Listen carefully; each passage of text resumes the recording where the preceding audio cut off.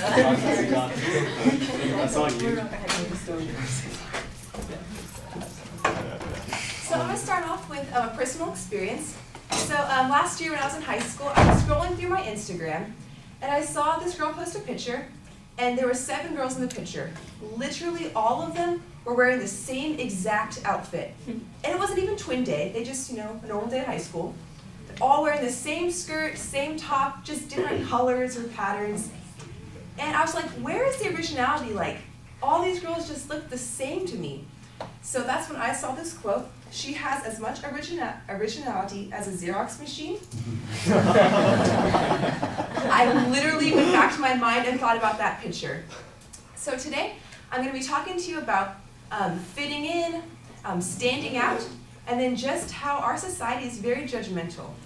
So when it comes to fitting in, when you're new to high school, like you're scared and you're nervous, and you want to fit in like with your friends, and that's okay, but I think when you're with your friends, they should accept you for who you are, and then you'll fit in that way. So not just fitting in to be like them, but fitting in so they accept you. And if they don't accept you, then they're not the right friends for you, and you need to move on.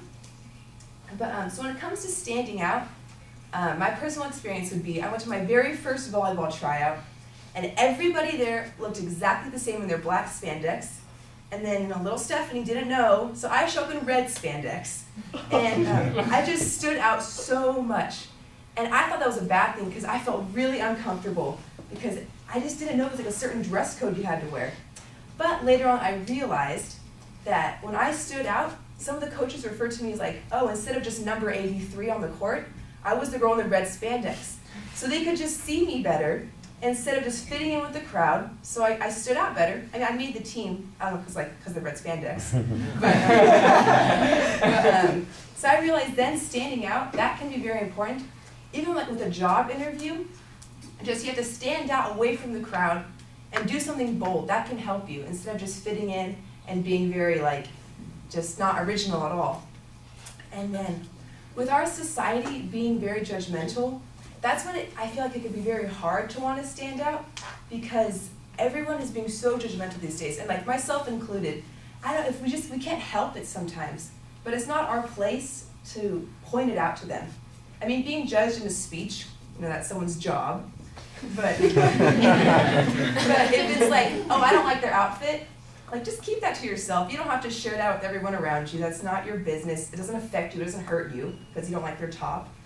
And so today I went over how being very original it's important to yourself. I know at first it can be kind of nervous and nerve-wracking to want to stand out, but in the long run it can really help you just to be yourself.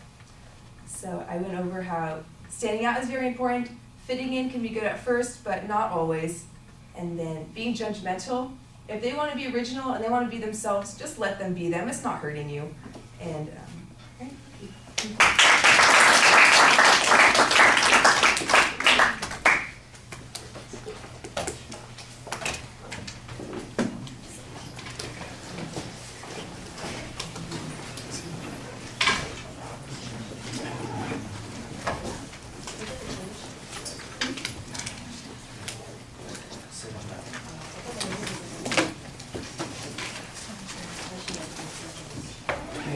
some criticism.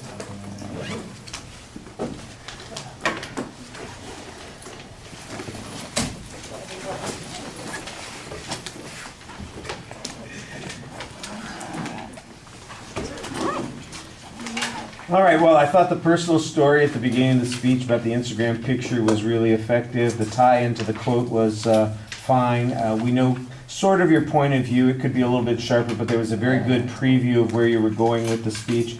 The content sometimes needed a little bit more development. On the first point, I didn't think there was much development. The second point, you did a better job on.